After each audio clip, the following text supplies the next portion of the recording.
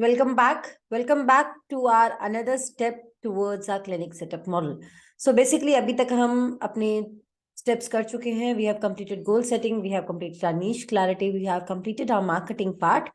So now we are going to work on the sales process. Yes. ये sales कैसे करनी है, क्या स्टेप्स होने चाहिए और किस तरह से आप कर सकते हो. With the help of demos also we are going to tell you.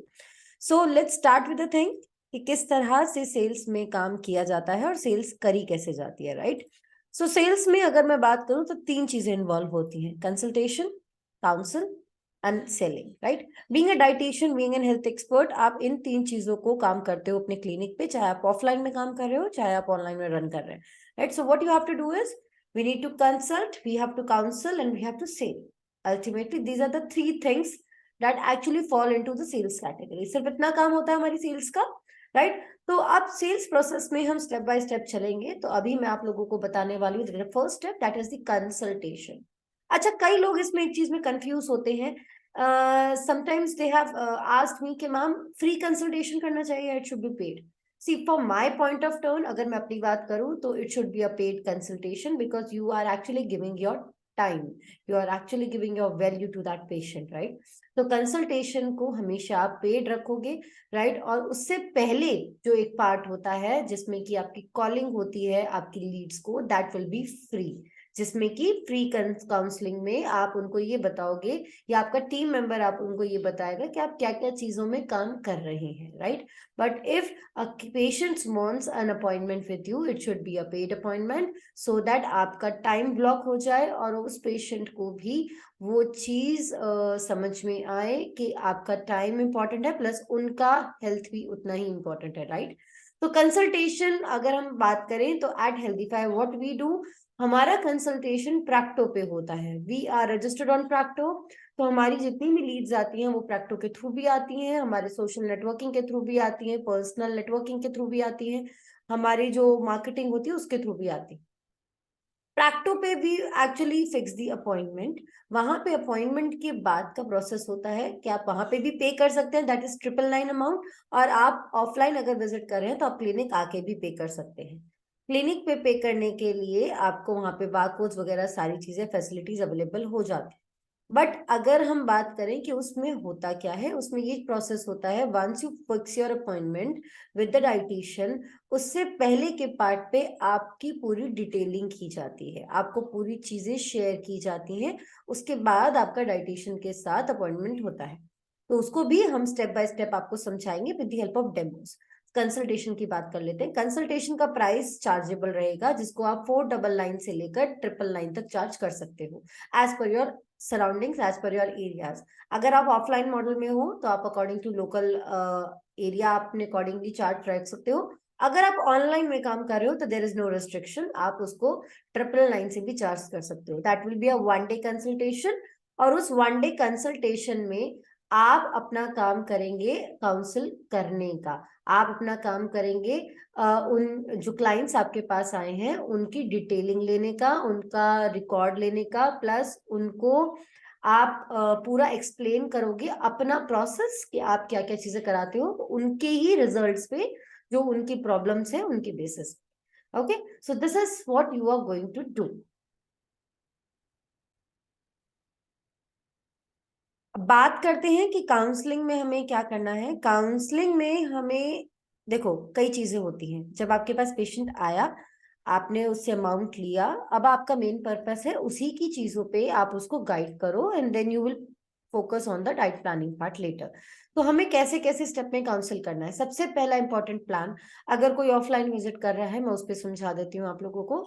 You have to go for a BCA, that is a body composition analysis, right. आप BCA करेंगे, BCA के पैरामीटर्स आप अपने फॉर्म पे नोट करेंगे. उसके बाद आप पेशेंट का ब्लड प्रेशर चेक करेंगे, उनकी ग्लूकोज मॉनिटर करेंगे, उनको जो भी रिजल्ट्स आपके पास आए, फॉर एग्जांपल किसी का BP हाई आया या ग्लूकोज हाई आया या BCA डिस्टर्ब आया है, तो आप उनको उनके रिजल्ट के बेसिस पे गाइड करेंगे, राइट. उनको उसी के बेसिस पे आप काउंसलिंग करेंगे अच्छे से कि क्यों उनको नीड है कि वो एक प्रॉपर डाइट प्लान को फॉलो करे, एक प्रॉपर कंसल्टेशन आपके साथ लें, और आप उनको कैसे सपोर्ट करने वाले हो अपनी जर्नी में, राइट. तो वो सारी चीजें आप उनको अपनी काउंसलिंग के पार्ट पे बताओगे. रिपोर्ट रीडिंग आप उनकी रीड करोगे, जिसमें कि आप चेक कर सकते हो कि उनकी क्या क्या पैरामीटर्स डिस्टर्ब है, और आप वो अपने फॉर्म पे मेंशन कर सकते हो। Once you are done with this counselling part for which will go for around 15 to 20 minutes, उसके बाद आपका पार्ट आता है उन्हीं के पैरामीटर्स पे उनको चीजें समझाना और फिर अपनी प्रोग्राम्स की डिटेल्स देना। यानी कि प्रोग्राम्स की डिटेल्स, जिसको मैं अपनी अगर भाषा में समझाऊं, अगर मैं अपनी लैंग्वेज में बोलूं आप लोगों को, तो मैं 3 तरीके से चीजें बताती हूँ अपने मेंबर्स को। जो मेरी डाइटिशियंस अब तक के ट्रेंड हुए हैं, उनमें हम L1, L2 and L3 levels पे काम करते हैं। L1 मीन्स द लेवल 1, यानी कि कोई भी पेशेंट आया उसको आप लेवल 1 पे लेकर आओगे अपने साथ, यानी कि it can be a 1 month plan, it can be a 15 days diet plan, right, so that वो ट्रस्ट बिल्ड करे। L2, L2 होता है level 2, that is a 3 months minimum plan, क्योंकि कोई भी रिजल्ट आने के लिए मिनिमम 3 months इज नीडेड। तो 3 months में वो आप L2 पे सेल करोगे, right. And L3 which is a 1 year membership, जिसको हम मेंबरशिप के नाम पे आपको करवाते हैं, सो दैट कि कोई आया तो आपके पास 1 year तक आपके बॉन्ड में रहे, वो होल्ड आपके पास रहे उनका, सो दैट आप उनको properly as an health coach guide कर सको। ये मैंने L3 लेवल पे क्यों रखा, उसका एक रीजन है। देखिए, जब भी कोई नया पेशेंट आपके पास आता है तो ट्रस्ट बिल्ड करना बहुत इंपॉर्टेंट होता है। जैसे कि आप भी अगर मार्केट में कुछ खरीदने जाओगे तो आप सबसे पहले क्या चीजें देखोगे, व्हाट यू विल सी, कि अगर कोई आपको कुछ बड़ी चीज खरीदनी है तो उस दुकान से आप पहले कोई छोटा मटेरियल खरीद के देखो कि अच्छा मैं इसका ये फैब्रिक देख लूं कि ये ठीक निकलता है तो मैं आके इससे और अच्छा सामान लूंगी, राइट। सेम हैपेंस, यही ह्यूमन मेंटालिटी होती है। तो जब भी अगर आपके पास भी कोई पेशेंट आता है तो वो इन इंडिया, अगर मैं इंडिया की बात करूं, in India it is very important कि कोई भी एकदम से हाई प्राइस पे करने में डिफिकल्टी फील करता है। तो वहां पे that's why we have divided the things into 3 levels, L1, L2 and L3। Level 1 it can be from 15 days to 1 month, आप उसको अकॉर्डिंगली कर सकते हो। L2 is minimum 3 months and the L3 level can be a 6 months और 1 year membership। तो उस तरह से आपको चीजें प्लान करनी है, और इसके प्राइसेस भी कैसे रखने हैं वो भी I'll give you an idea in this, but programs कैसे डिजाइन करने हैं, क्या क्या प्रोग्राम्स में होना चाहिए, वो सारी चीजें मैं आपको अपने डिटेल प्रोग्राम में बताऊंगी। अगर मैं L1 की बात करूं तो it can be range from somewhere between 3,999 to 5,999, right. L2 की अगर मैं बात करूं तो समवेयर फ्रॉम 9,999 to 24,999, और L3 की मैं बात करूं तो 1 year membership can be somewhere from 50,000 to 3 lakh.